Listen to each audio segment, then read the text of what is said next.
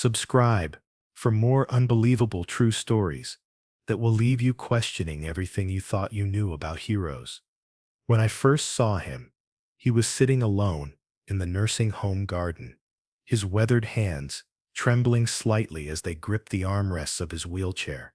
John Miller, 72 years old, was the man everyone avoided, the resident who ate alone, who never had visitors, who screamed in the night. The nurses whispered about him in the hallways, but nobody dared approach him during his dark moments. That morning was different because a young journalist stood at the entrance, her presence about to shatter 40 years of carefully guarded silence. John's hands were trembling, but not from old age or the Parkinson's that the doctors claimed he had. Every single night at exactly 3 a.m., he would wake up screaming, calling out names that meant nothing to the staff. Nurse Nancy told me this, while unable to hide the fear in her voice, describing how she'd found him once, standing in his room, saluting invisible soldiers, tears streaming down his face. John's room had no photos on the walls, no medals displayed, no memories celebrated. The only personal item was a locked metal box under his bed that he wouldn't let anyone touch. It was as if he had tried to erase his entire past, to become nobody, to disappear into the white walls of the institution. The nursing home itself, Sunshine Gardens, was a cruel irony of a name for a place where forgotten souls waited for the end. Located on the outskirts of Baltimore, it housed mostly veterans who had nowhere else to go, men and women whose families had either died or abandoned them. John had been there for 15 years, transferred from a VA hospital under mysterious circumstances that nobody questioned.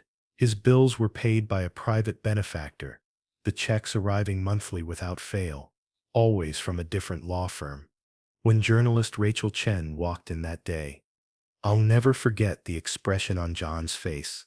It was a mixture of fear, anger, and strange relief, like a drowning man who sees both a life preserver and a shark approaching simultaneously. Rachel was young, maybe 28, with determined eyes and an old messenger bag slung across her shoulder. She approached with an old newspaper clipping in her hand, her steps careful but purposeful. The 1983 dated clipping read, "Mysterious helicopter crash. 7 soldiers missing in training exercise." When John saw the newspaper, he tried to stand, but his knees were shaking so violently that he collapsed back into his wheelchair. Rachel's voice was soft but determined, carrying the weight of months of investigation.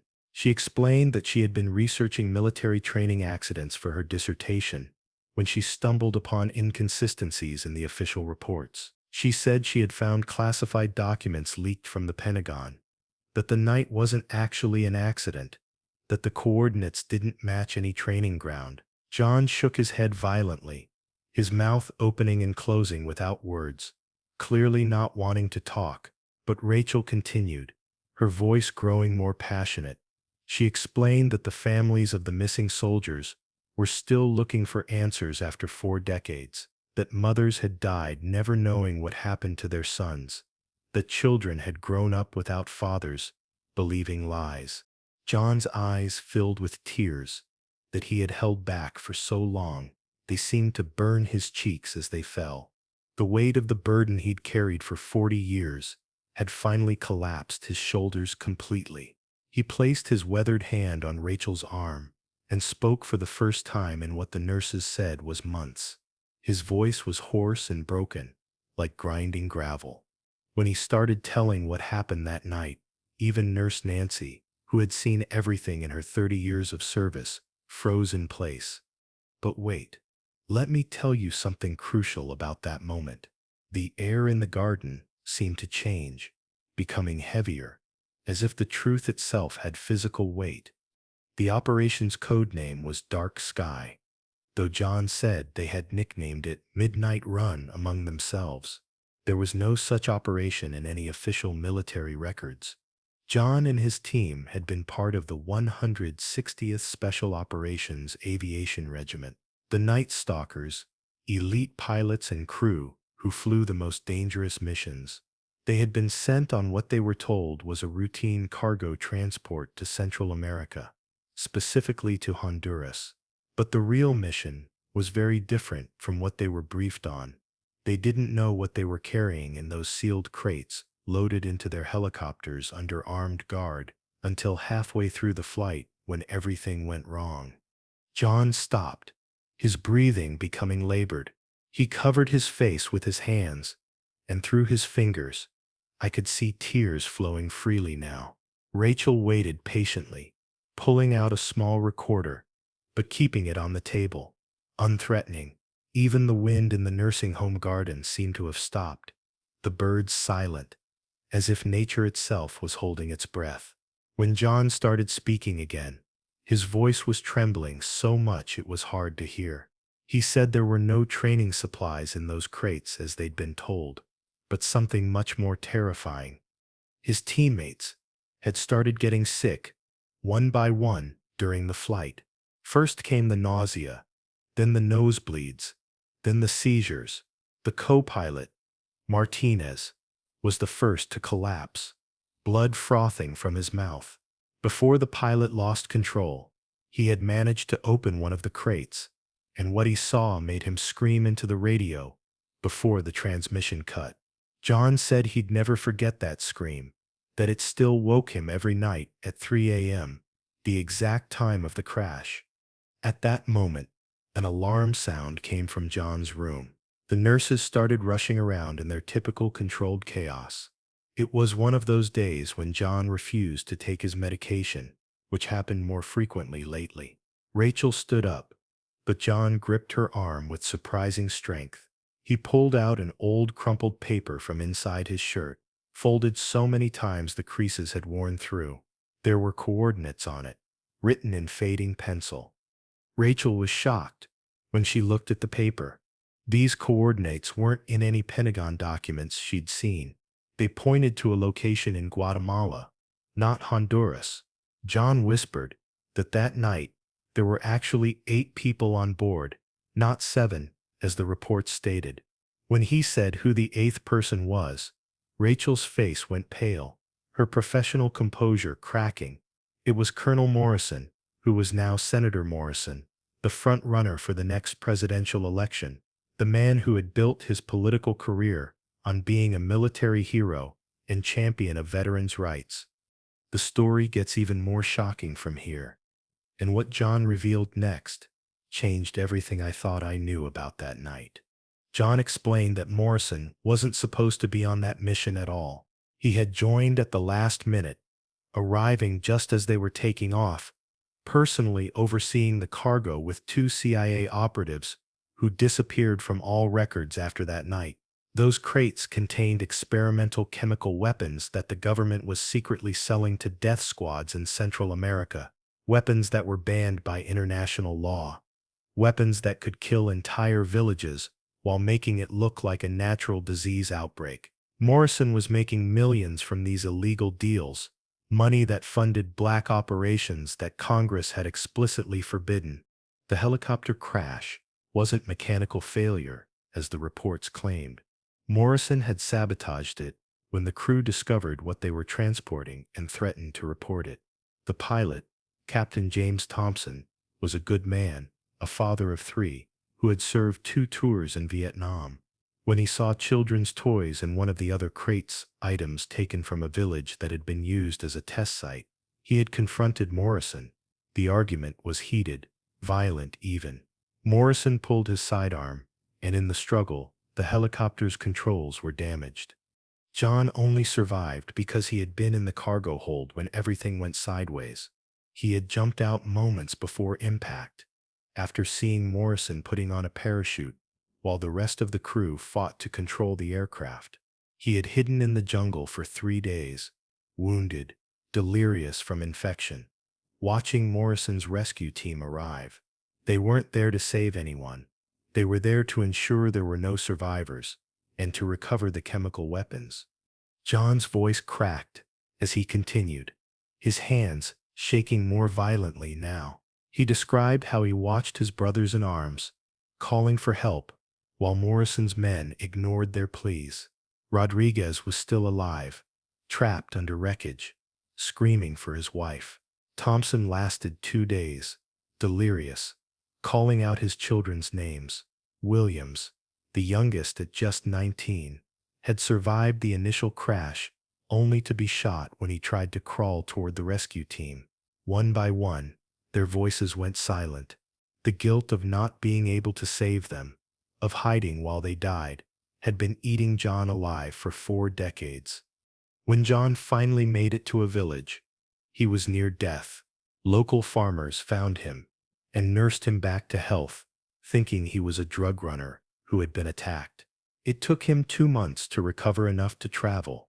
When he finally made it back to U.S. soil, using false papers provided by a sympathetic priest, Morrison had already covered his tracks completely. The official story was set a tragic training accident, bodies unrecoverable, heroic sacrifice in service to their country. John had tried to report what really happened. He went to his commanding officer, to the FBI, even tried to reach a congressional aide, but Morrison had been thorough. John was declared mentally unstable, suffering from severe PTSD, delusional from a head injury sustained in a completely different incident that Morrison had fabricated. He was forcibly hospitalized, pumped full of antipsychotics that made him question his own memories. His wife was told he had suffered a complete breakdown, that the man she married was gone. But here's what made my blood run cold. When John told us the next part, the nursing home wasn't his choice. Morrison had arranged it personally, keeping John under watch all these years, through a network of people who didn't even know they were part of a cover-up. The medication they gave him wasn't just for anxiety or depression.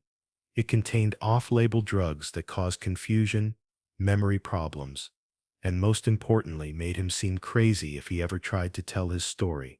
The nurses didn't know. They were just following orders from a generous benefactor who paid for John's premium care. Rachel's hands were shaking now as she took notes.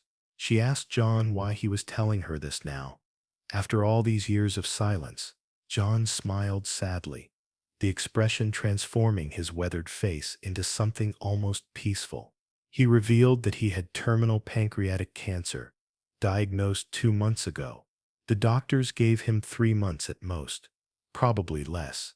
He had nothing left to lose, but those families deserved the truth before he died. He couldn't face God, he said, without trying one more time to make things right.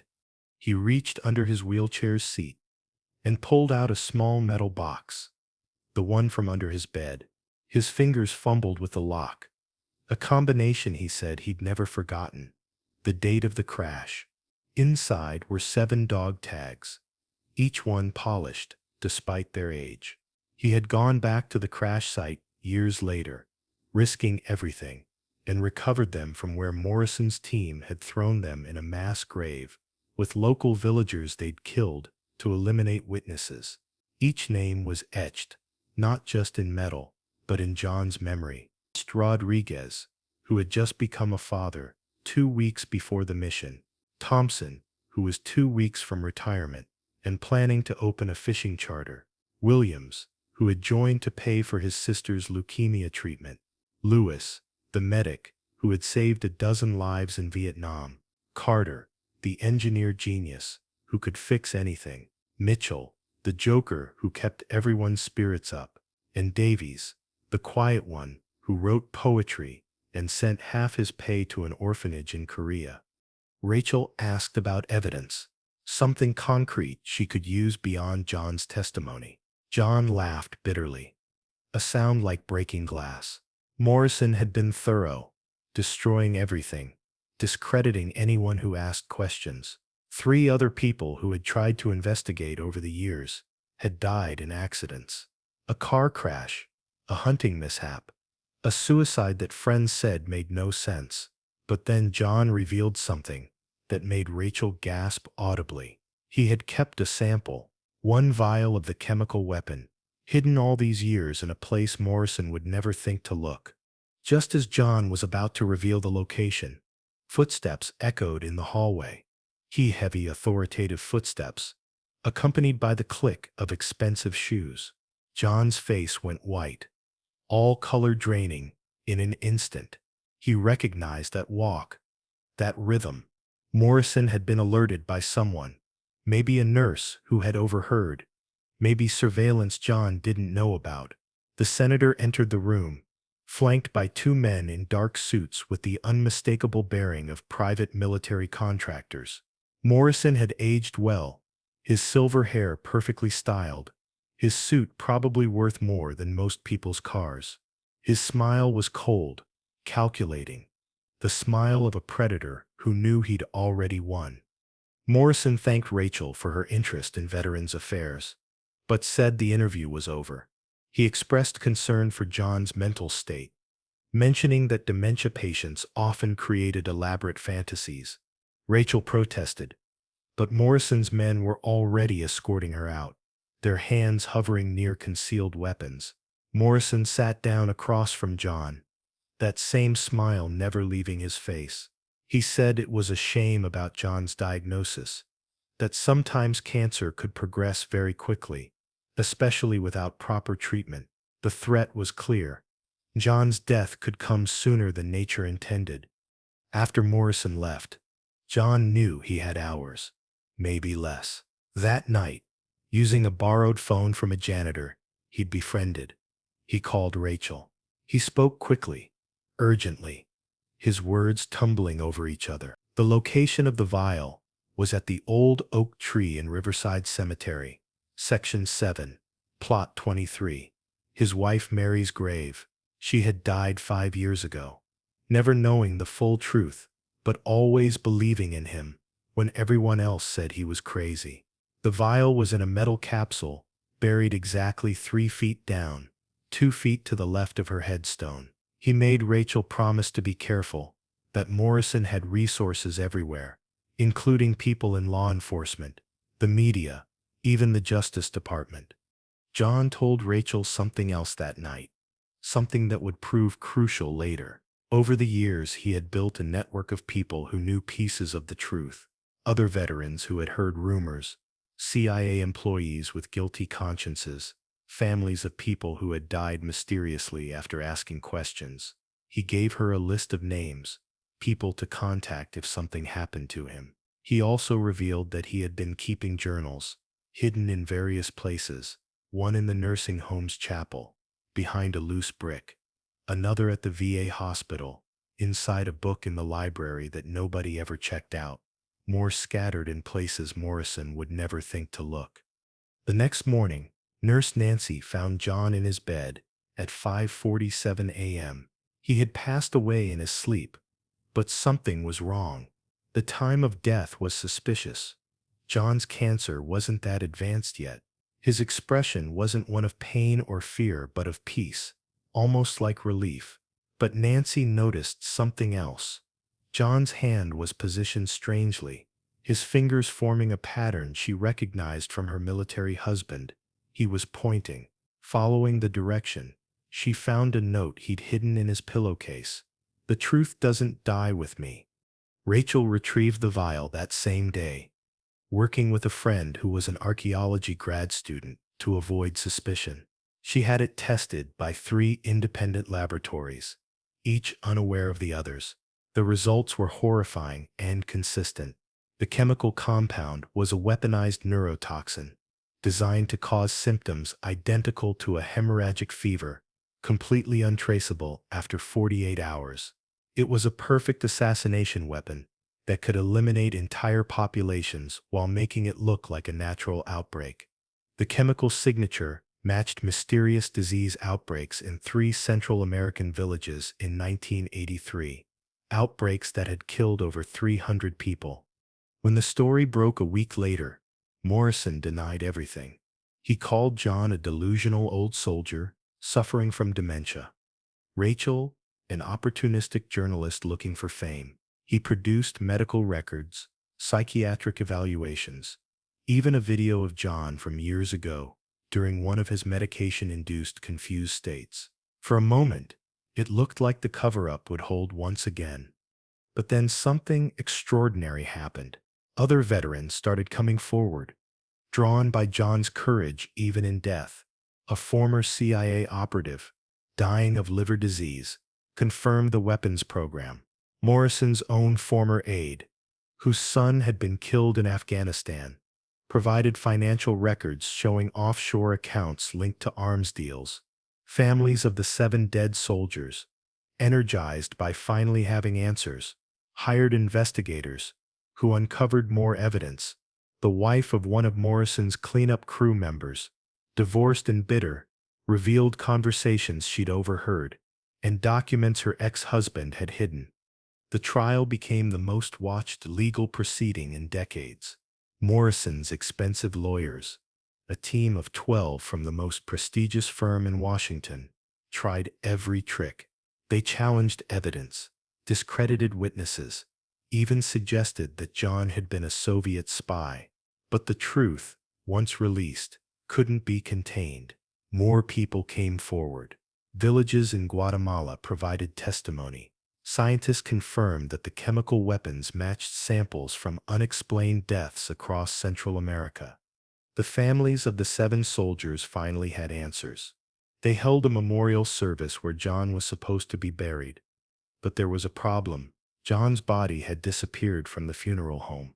Morrison denied any knowledge, but the FBI found evidence of a break-in. Rachel received an anonymous message. Some heroes deserve better than a pauper's grave. A week later, John's body was found at Arlington National Cemetery, somehow placed among the heroes there despite not having official approval. Nobody knew how it happened, but nobody moved him either. During the trial, more shocking revelations emerged. The chemical weapons program was just the tip of the iceberg. Morrison had been involved in selling weapons to cartels, assassinating foreign politicians who opposed American business interests, even experimenting on American soldiers without their knowledge. John's survival and silence for 40 years had been the only thing preventing Morrison from becoming even more powerful. The night John died, Morrison had been 2 weeks away from announcing his presidential campaign. Rachel discovered that John had been much more than just a survivor hiding in a nursing home. Despite his medication, despite the surveillance, he had spent 40 years secretly documenting everything he could find about Morrison's operations. Using the cover of his supposed mental illness, he had gathered information from other patients, staff members who gossiped, visitors who didn't guard their conversations around the crazy old man. His journals, when finally assembled, contained enough information to launch 17 separate federal investigations. Months later, Rachel received a package with no return address. Inside was John's Purple Heart, which he had supposedly thrown away decades ago, and a letter in shaky handwriting. It was from Nurse Nancy, though she would never admit it. The letter explained that John had helped her son get clean from drugs years ago, spending hours talking to him when everyone else had given up. He had helped dozens of people over the years, always secretly, always without expecting thanks. The medal, Nancy wrote, belonged with the only person brave enough to listen to him. Morrison was found guilty on all charges. He was sentenced to life in prison without parole, his assets seized and distributed to victims' families. On the day of his sentencing, 7 families sat in the courtroom, holding photos of their loved ones. They finally had justice. Morrison, for the first time, looked old and defeated. As he was led away, someone in the gallery started clapping slowly. Soon the entire courtroom was applauding, not for Morrison's fall, but for John's courage. But the story doesn't end there. Rachel's investigation, sparked by John's confession, uncovered a network of similar operations. Other soldiers came forward with their own stories of illegal missions, chemical weapons, and cover-ups. The government was forced to declassify thousands of documents. Families who had been told their loved ones died in training accidents learned the truth. A special investigation committee was formed, leading to the largest military reform in 50 years. Rachel published John's story as a book, with all proceeds going to the families and to establishing a foundation for whistleblowers. It became not just a bestseller, but required reading at military academies, a cautionary tale about what happens when power goes unchecked. She continued investigating other cases John had documented, each one saving lives, reuniting families, and exposing corruption. The nursing home where John lived created a memorial garden with 8 trees, 7 for the fallen soldiers, and 1 for John. But John's tree stood a little apart, as if still keeping watch, still protecting his brothers, even in death. Every year on the anniversary of Dark Sky, veterans gather there. They don't make speeches or wave flags. They simply stand in silence, remembering that sometimes the greatest act of heroism is refusing to let the truth die. Morrison died in prison 3 years later, found in his cell on the anniversary of the crash. He was clutching a photo that had been sent to him every year since his conviction. The 8 young soldiers before the mission, smiling, unaware of what was to come. Nobody knew who sent it, but the postmark was always from the town where John had hidden after the crash. The chemical weapons John had exposed were traced to other incidents globally. An international tribunal was formed. Victims from 3 continents finally understood what had happened to their loved ones. John Miller, the lonely hero in a nursing home that everyone avoided, had posthumously become the key witness in one of the largest military corruption cases in history. The last entry in John's final journal, found hidden in the nursing home chapel, was a list of names, not of the fallen, but of the living, people he had helped secretly over the years, despite his own suffering.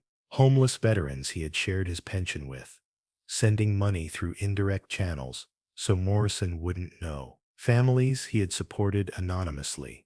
The nurse's aide, whose education he had funded by pretending to lose money at poker. The janitor's son he had mentored, teaching him about honor and courage through stories that everyone thought were delusions. Even in his isolation, haunted by trauma, medicated into confusion, John had never stopped being a hero. But perhaps the most remarkable discovery came a year after Morrison's conviction. Rachel was contacted by a woman in Guatemala who had read her book. She revealed that John had saved her entire village in 1983. After escaping the crash site, wounded and delirious, John had stumbled upon Morrison's men preparing to test the chemical weapons on her village. Despite his injuries, John had managed to warn them, helping them evacuate before the attack. The villagers had hidden him, nursed him back to health, and kept his secret all these years. They had been praying for him, she said, every single day for 40 years. Rachel's final article about John ended with a simple truth that resonates even now. Heroes aren't born in glory or made in victory. Sometimes they're forged in failure, in the moments when they couldn't save everyone, but refused to let that stop them from saving someone. John Miller died as he lived alone, but not forgotten, broken but not defeated, a hero, not because he survived, but because he ensured the truth would.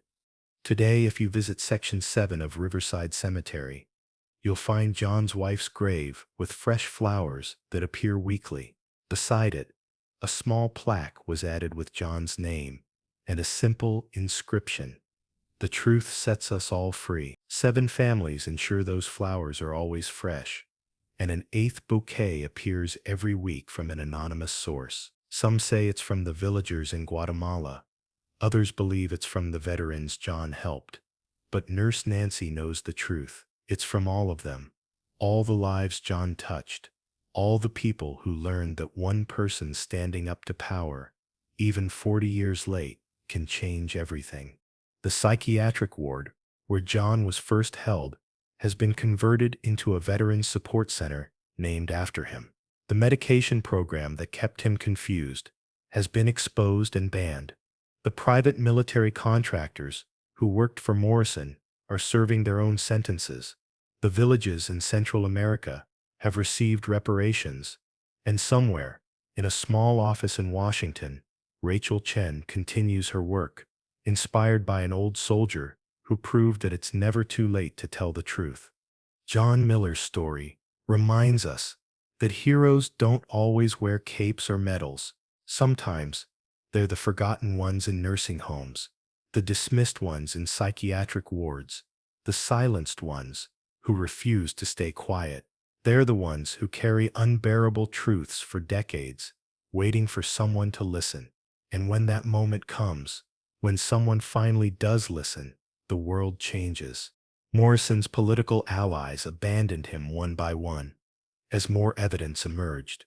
His own son, a Marine officer, publicly denounced him and testified about suspicious conversations he'd overheard as a child.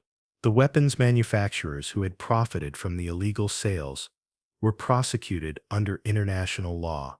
The entire network of corruption that had seemed untouchable crumbled because one old man in a nursing home decided he couldn't die with the truth. In his final days, John had told Rachel something that she never published but always remembered. People think courage is not being afraid, but I was terrified every single day for 40 years. Courage is being terrified and still doing what's right. It's knowing they can kill you, destroy you, erase you, but still refusing to let evil win. The 7 soldiers who died that night have been posthumously awarded medals of honor. Their families received full military benefits and official apologies. Their names are now engraved on a memorial at Fort Campbell, home of the Night Stalkers. But perhaps more importantly, their stories are known. Rodriguez's son became a pilot, inspired by the father he never met.